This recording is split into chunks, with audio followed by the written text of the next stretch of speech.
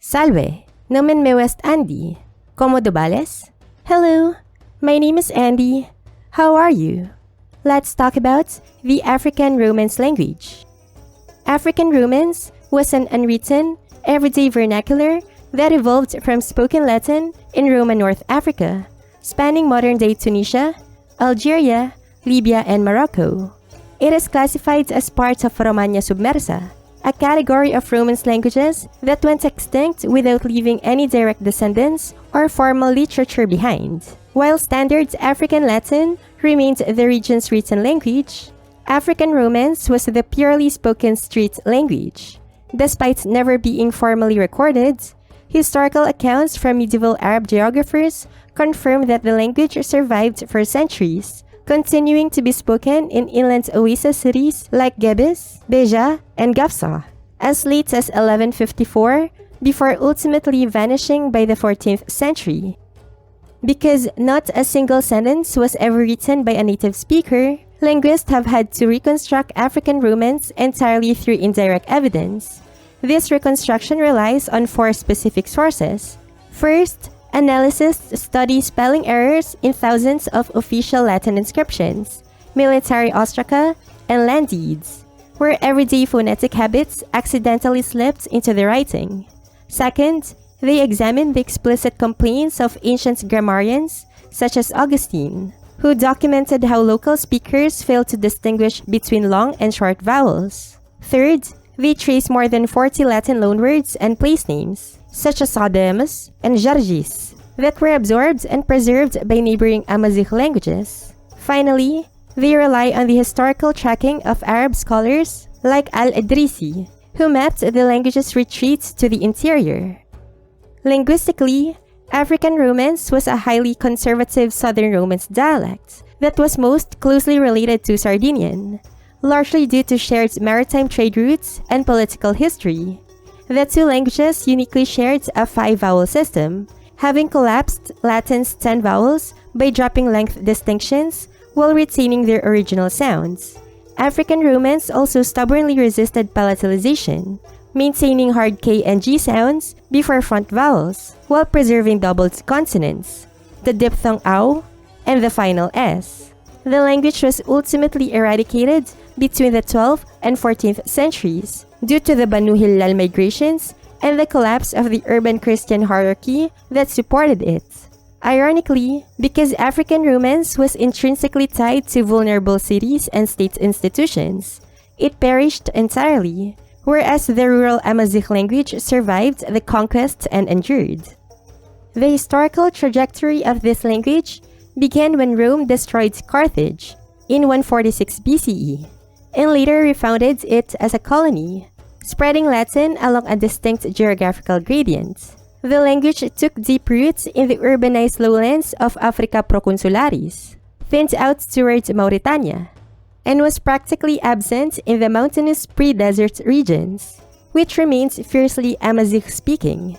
By the 2nd and 3rd centuries, the region had entered a golden age, producing figures like the Emperor Septimius Severus, and serving as the absolute birthplace of Latin Christianity, yielding the earliest dated Latin Christian documents like the Scilitan Martyrs in 180 CE.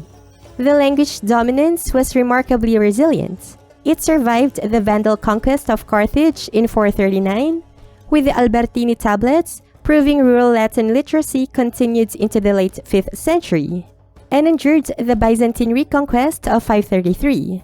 Even the Arab conquest, which swept the initial raids in 647 to the fall of Ceuta in 709, did not bring about a sudden end to the Latin culture. African Romance persisted for centuries under Islamic rule, evidenced by Latin epitaphs dating as late as 1007 and a functioning archbishop in Carthage in 1192, before the language was ultimately extinguished by the Banu Hilal migrations and Almohad pressure in the 12th and 13th centuries.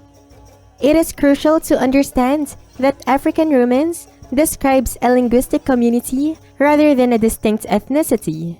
Its speakers were the indigenous North Africans, primarily of Amazigh and Punic descent, who had adopted Latin over generations of Roman rule, earning them the title of Afri or Africani in Latin texts and the Afariqa in Arabic records. For centuries after the Islamic conquest, they were carefully distinguished in official sources from the Byzantine Greeks, the Amazighs, and the Arabs, proving they maintained a recognized separate identity.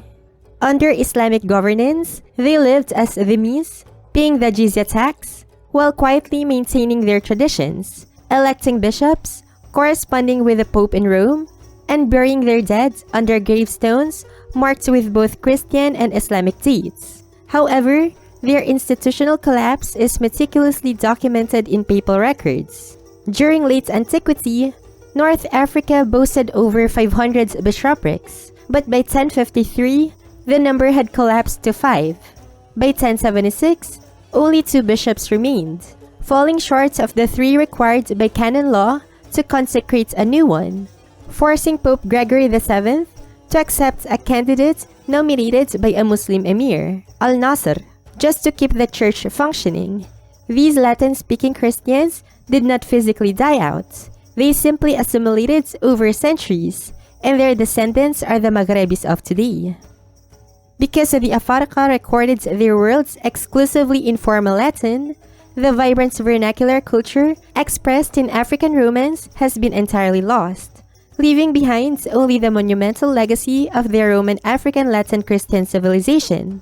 After Italy, this was the most highly urbanized region of the Latin West, boasting magnificent cities like Carthage, Timrod, and Leptis Magna, all funded by the massive exports of grain and olive oil to Rome. Their material culture dominated the Mediterranean for 6 centuries through the ubiquitous exports of African red slip pottery, alongside a distinct tradition of narrative mosaics depicting estate life and chariot racing. Their intellectual and literary output was equally staggering, entirely composed in Latin. Apuleius authored the only complete surviving Roman novel.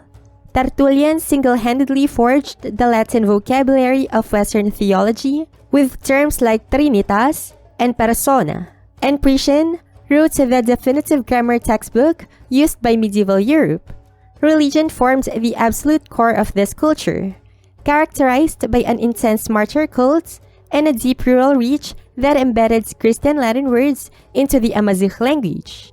The brilliant theologian St. Augustine embodies this cultural duality by publicly defending the use of the local slang words osum over classical Latin so his congregation could understand him, and acknowledging that Italians mocked his accent. He permanently documented the very linguistic divides upon which the modern reconstruction of African Romance depends. One note before we start: African Romance was never written and died out centuries ago. Where real evidence survives, we follow it, and where it runs out, we fill the gaps using the language's own patterns to build forms that likely existed but were never recorded. So parts of this are solid, and parts are hypothetical. An informed reconstruction, and in places, a constructed language, plausible and consistent, but not a historical record. In the next part, let's listen to the beautiful sounds of their language. The Universal Declaration of Human Rights. Todos os homines nascunt liberos e pares in dignitate indirectos, sunt preditos de razone e de conscientia, e se deben portare unos con sos altros in spirito de fraternitate. Numbers. 1, una, duos, duas, tres, quattro, cinque, ses, sette, otto, nove, dece. Vocabulary.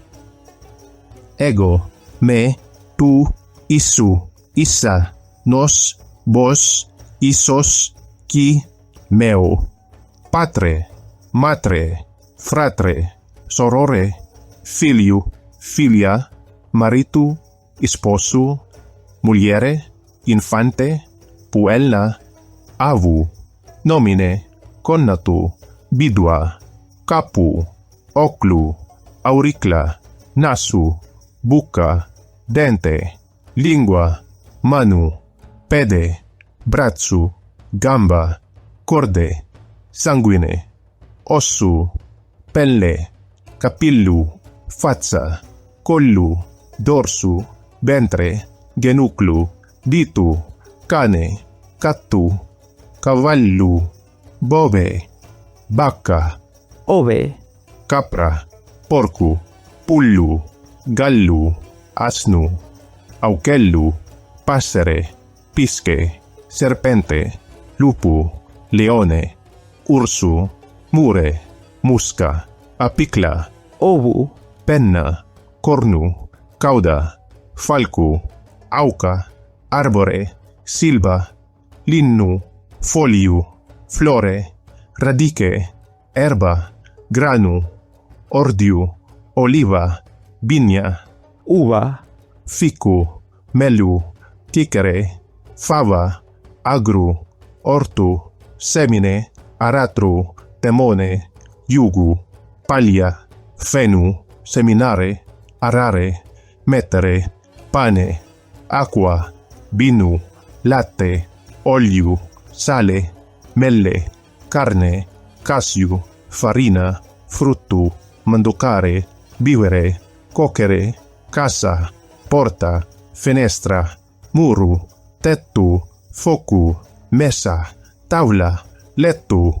sella, olla, cuppa, coltello, clave, lucerna, corbe, veste, tunica, mantello, calzu, chiengolo, lana, linu, pannu, acqua, tessere, sole, luna, stella, chelu, terra, mare, monte, flumine, petra, arena, campu, vento, pluvia, nive, nuve, glazza, luce, umbra, auro, argento, ferro, ponte, tempo, ora, die, notte, mane, sero, odie, eri, cras, messe, annu, ivernu, estate, autunno, gennaio, aprile, maio, deo, anima, spiritu, santo,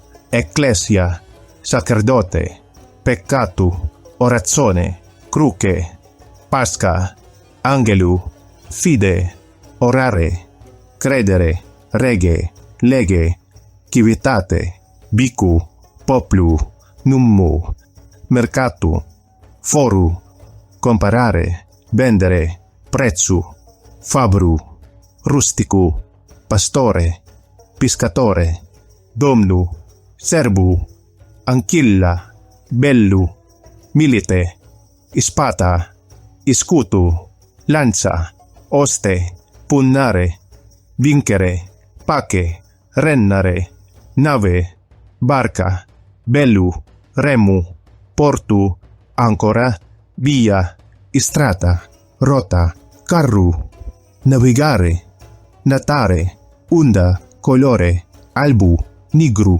rosso, verde, galbinu, cannu, mannu, grande, minuto, bonu, malu, bellu, nobu, beclu, iubene, longu, corto, alto, lato, forte, debile, plenu, bacu, grave, leve, caldu, fridu, siccu, umidu, veru, falsu, sanu, infermu, paupere, antico, essere, avere, facere, bicere, ire, venire, videre, audire, sapere, volere, potere, dare, prendere, tenere, ponere, favellare, amare, lavorare, correre, dormire, morire, vivere, scrivere, leggere, cantare, ridere, plorare, apparire, claudere, frangere, afflare, querere, amore, timore, gaudiu, ira, dolore, letu, triste, timere, sperare, parabola, veritate, vita, morte, forza, parte, causa. Sample text. Subentu e sole secartavant, cata uno dicendo che erat su plus forte. Quando viderunt un obiatore che procedevat involto in su mantello su. Se accordarunt che primo faceret che subiatore se levaret su mantello, essere tenuto per su plus forte. Tunque, subentu comenzait a flare con tota sa forza sua. Ma quanto plus flavat, tanto plus subiatore stringevat su mantello circase. E a sa fine subentu lasait dello facere levare. Tunque, sole comenzait a lucere, ed poi uno pauco subiatore. Iscaldato, se levait su mantello. Così subento a Chiloni debit riconoscere che sole era su plus forte de sos duos. The Lord's Prayer. Patre nostro qui es in celos, siat sanctificato su nomine tuo, adveniat su regno tuo, fiat sa voluntate tua, sicur in celu e in terra. Su pane nostro quotidiano da nos odie, ed dimitte nos os debitos nostros, sicur et nos dimittimus a sos debitores nostros, e non nos inducas in tentazione, ma libera nos a malo. Amen.